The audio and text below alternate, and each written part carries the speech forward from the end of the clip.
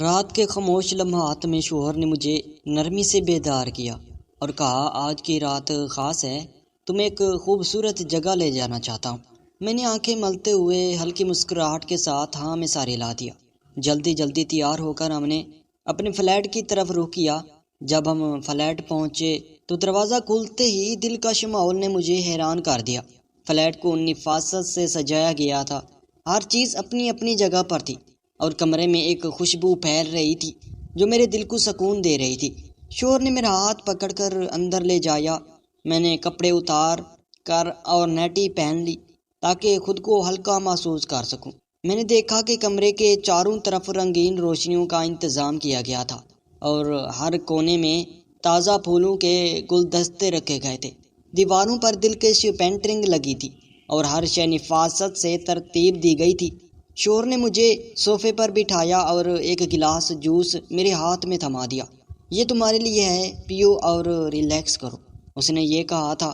میں نے جوس کے گھونٹ لیے اور آنکھوں میں نیند اترتی محسوس کی۔ میرے اندر ایک سکون سا پھیل گیا اور میں نے آنکھیں بند کر لی، لیکن تھوڑی دیر بعد میری نیند اچانک سے ٹوٹ گئی۔ میں نے اپنی آنکھیں کھولیں اور اپنے آپ کو دیکھتے ہوئے حیران رہ گئی۔ میرا ذہن چکرا رہا تھا اور ہر چیز دھندلی سی دکھائی دے رہی تھی۔ بیڈ پر میں اکیلی تھی، شوہر کہیں نظر نہیں آ رہا تھا۔ میرے دل کی دھڑکن تیز ہو گئی اور میں نے اپنے سانسوں کو کنٹرول کرنے کی بہت کوشش کی۔ میں نے اٹھ کر کمرے کے چاروں طرف دیکھنے کی کوشش کی، لیکن ہر چیز دھندلی اور غیر واضح دکھائی دے رہی تھی۔ ایک لمحے کے لیے میں نے سوچا کہ یہ شاید خواب دیکھ رہی ہوں، مگر یہ خواب نہیں تھا۔ میرے کانوں میں ہلکی ہلکی آوازیں سنائی دینے لگی۔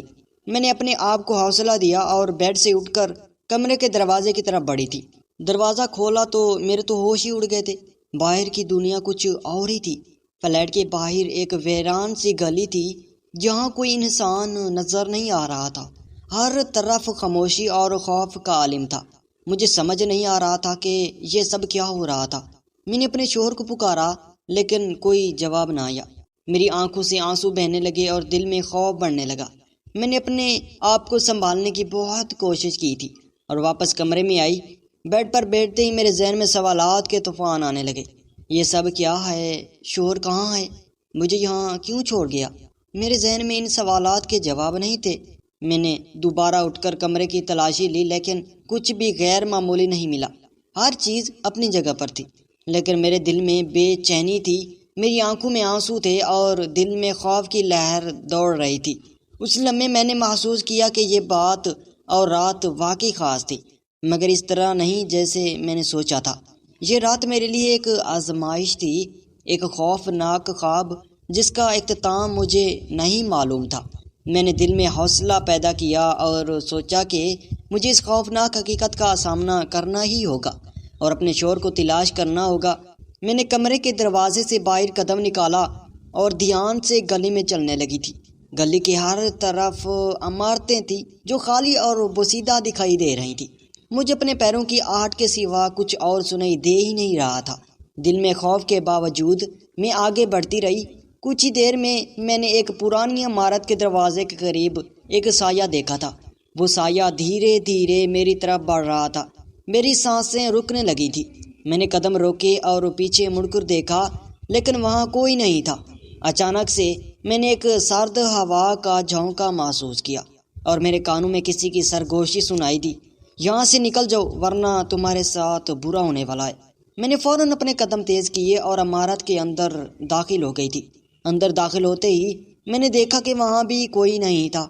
ہر طرف تاریکی تھی، مگر دور کہیں ایک ہلکی سی روشنی دکھائی دے رہی تھی۔ میں نے اس روشنی کی طرف بڑھنا شروع کیا۔ جب میں روشنی کے قریب پہنچی تو دیکھا کہ ایک چھوٹا سا کمرہ تھا جس میں ایک پرانا سا لیمپ جل رہا تھا۔ کمرے کے بیچوں بیچ ایک میز تھی جس پر کچھ کاغذات بکھرے پڑے تھے۔ میں نے ایک کاغذ اٹھا کر پڑھنا شروع کیا۔ اس پر لکھا تھا، یہاں سے نکلنے کا راستہ ڈھونڈو ورنہ تم کبھی واپس نہ جا سکو گی۔ میرے دل کی دھڑکن تیز ہونے لگی تھی اور میں نے فوراً کاغذ کو واپس میز پر رکھ دیا۔ اس لمحے میں نے ایک آواز سنی کہ مدد چاہیے، مدد چاہیے۔ میں نے فوراً پیچھے مڑ کر دیکھا تو ایک بوڑھی عورت کھڑی تھی۔ اس کی آنکھوں میں ایک عجیب سی چمک تھی اور اس کے چہرے پر ایک پر اسرار مسکراہٹ تھی۔ تم کون ہو؟ میں نے خوف سے پوچھا۔ عورت نے نرمی سے جواب دیا، میں یہاں کی رہنے والی ہوں اور میں تمہاری مدد کر سکتی ہوں۔ میں نے حوصلہ جمع کرتے ہوئے یہاں کہا، مجھے یہاں سے نکلنے کا راستہ بتا دو بس۔ عورت نے سر ہلا کر کہا، یہاں سے نکلنے کا راستہ تو آسان نہیں، مگر اگر تم میرا کہا مانو تو میں تمہاری مدد کر سکتی ہوں۔ عورت نے مجھے ایک کمرے کی طرف اشارہ کیا اور کہا، اس کمرے میں جاؤ اور وہاں موجود چیزوں کو غور سے دیکھو، وہی تمہیں یہاں سے نکلنے کا راستہ بتائیں گی۔ میں نے عورت کی بات مانتے ہوئے کمرے کی طرف قدم بڑھائے۔ کمرے کے دروازے پر پہنچتے ہی مجھے ایک عجیب سی سرد لہر کا احساس ہوا تھا، مگر میں نے اپنے خوف پر قابو پا کر دروازہ کھولا۔ کمرے کے اندر ایک بڑی سی الماری تھی جس کے دروازے بند تھے۔ میں نے الماری کے دروازے کھولے تو اندر کئی قدیم کتابیں اور چیزیں پڑی تھیں۔ میں نے ایک کتاب اٹھائی اور اس کے صفحے پلٹنے لگی۔ کتاب کے ایک صفحے پر ایک نقشہ بنا ہوا تھا جس میں ایک راستہ دکھایا گیا تھا۔ میں نے نقشے کو غور سے دیکھا اور سمجھنے کی کوشش کرنے لگی۔ نقشہ ایک خفیہ راستے کی نشاندہی کر رہا تھا جو اس عمارت کے نیچے کسی تہہ خانے میں موجود تھا۔ میں نے کتاب کو الماری میں واپس رکھا اور عورت کے پاس چلی گئی۔ مجھے راستہ مل گیا ہے، میں نے جلدی سے یہ کہا تھا۔ عورت نے مسکرا کر کہا، بہت خوب، اب تمہیں اس راستے پر چل کر یہاں سے نکلنا ہوگا، مگر یاد رکھو راستہ آسان نہیں ہوگا۔ میں نے حوصلہ جمع کیا اور نقشے کی مدد سے تہہ خانے کی طرف چلنا شروع کیا۔ تہہ خانے کا دروازہ ایک پرانے سے دور کے پیچھے تھا۔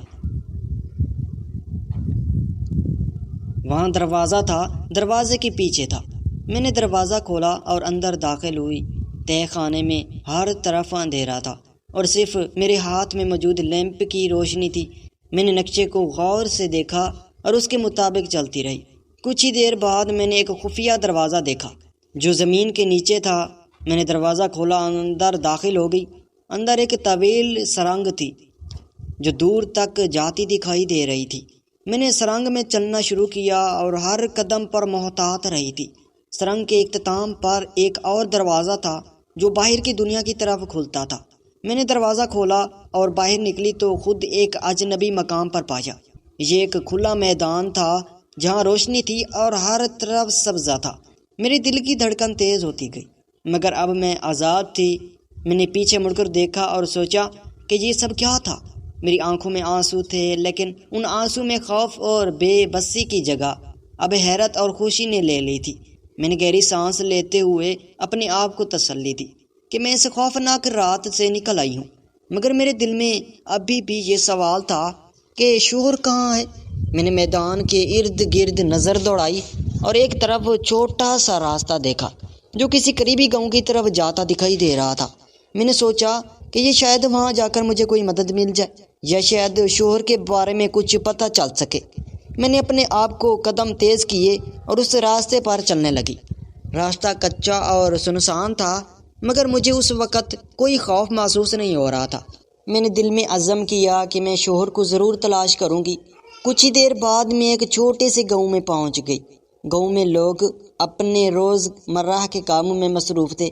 میں نے ایک بزرگ خاتون کو دیکھ کر ان کے پاس جا کر پوچھا، معاف کیجیے گا، کیا آپ نے اس علاقے میں کسی اجنبی مرد کو دیکھا ہے؟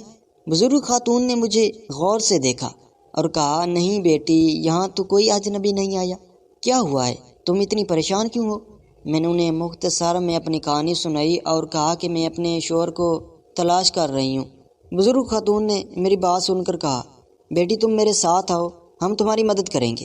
انہوں نے مجھے اپنے گھر لے جا کر پانی پلایا اور کہا، یہاں کچھ دیر آرام کرو، ہم گاؤں والوں سے بات کر کے دیکھتے ہیں کہ کوئی تمہارے شوہر کے بارے میں کچھ جانتا ہو۔ میں نے ان کی بات مان کر کچھ دیر آرام کیا۔ کچھ ہی دیر بعد بزرگ خاتون واپس آئیں اور کہنے لگیں، بیٹی گاؤں کے ایک شخص نے بتایا ہے کہ اس نے رات کے وقت ایک آدمی کو دیکھا تھا جو بہت پریشان دکھائی دے رہا تھا اور جنگل کی طرف جا رہا تھا۔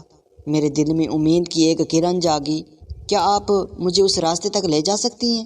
میں نے یہ پوچھا اور بزرگ خاتون نے سر ہلاتے ہوئے کہا، ہاں ہاں بیٹی ضرور، میں تمہیں وہاں لے جا سکتی ہوں۔ انہوں نے میرے ساتھ چل کر مجھے جنگل کی طرف جانے والا راستہ بتایا۔ میں نے ان کا شکریہ ادا کیا اور جنگل کی طرف چلنا شروع کر دی۔ جنگل گھنا اور پر اسرار تھا، مگر میرے دل میں صرف ایک ہی خواہش تھی کہ میں اپنے شوہر کو تلاش کر سکوں۔ جنگل میں داخل ہوتے ہی میں نے شوہر کا نام پکارا شروع کیا، احمد احمد، لیکن کوئی جواب نہ آیا۔ میں نے دل میں دعا کی کہ وہ انشاءاللہ خیر ہو اور میں انہیں جلدی سے ڈھونڈ سکوں۔ جنگل کے اندر کچھ دور چلنے کے بعد مجھے ایک جھونپڑی دکھائی تھی جس سے ہلکی سی روشنی باہر آ رہی تھی۔ میں نے جھونپڑی کی طرف بڑھتے ہوئے دروازہ کھٹکھٹایا۔ دروازہ کھلنے پر ایک بوڑھے شخص نے مجھے دیکھا اور حیرانگی سے پوچھا، کون ہو تم؟ یہاں کیا کر رہی ہو؟ میں نے انہیں اپنی کہانی سنائی اور کہا کہ میں اپنے شوہر کو تلاش کر رہی ہوں۔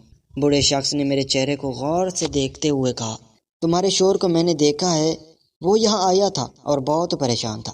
میں نے اسے یہاں آرام کرنے کو کہا تھا، وہ ابھی اندر ہے، اور تمہیں اس کے پاس لے چلتا ہوں۔ میرے دل کی دھڑکن یک دم تیز ہو گئی تھی۔ میں نے بوڑھے شخص کا شکریہ ادا کیا اور ان کے پیچھے جھونپڑی میں داخل ہوئی۔ اندر داخل ہوتے ہی میں نے احمد کو دیکھا جو ایک کونے میں بیٹھا ہوا تھا۔ اس نے مجھے دیکھا اور فوراً اٹھ کر میرے پاس آیا۔ فاطمہ، تم یہاں کیسے؟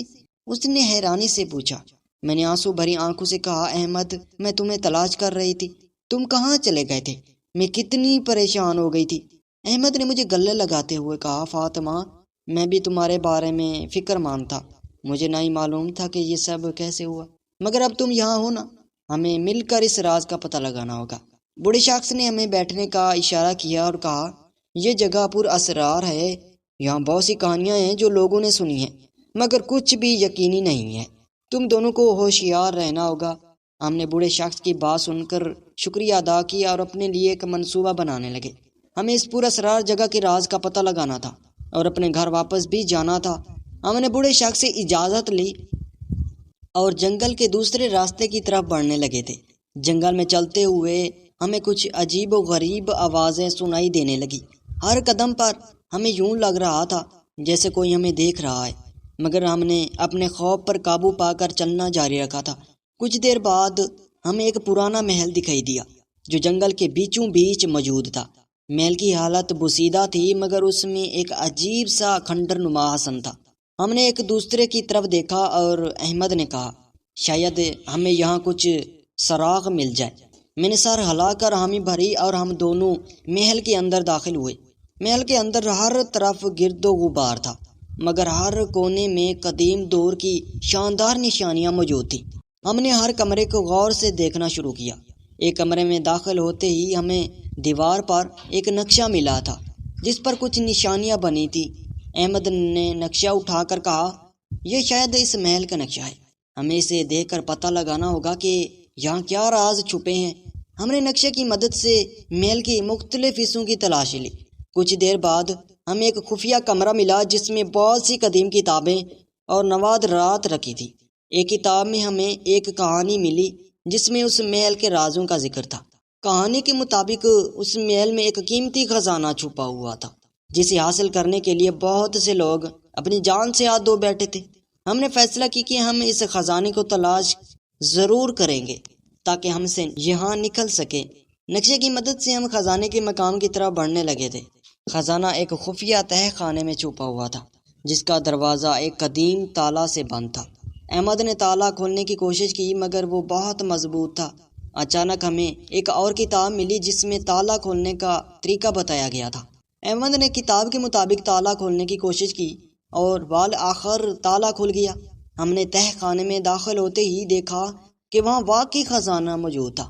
ہمیں تو یقین ہی نہیں آ رہا تھا کہ ہم نے خزانے کو پا لیا ہے، مگر اسی لمحے ہمیں پیچھے سے کسی کی آواز سنائی دی، تم نے خزانہ پا لیا مگر اب یہاں سے نکلنا آسان نہیں ہوگا۔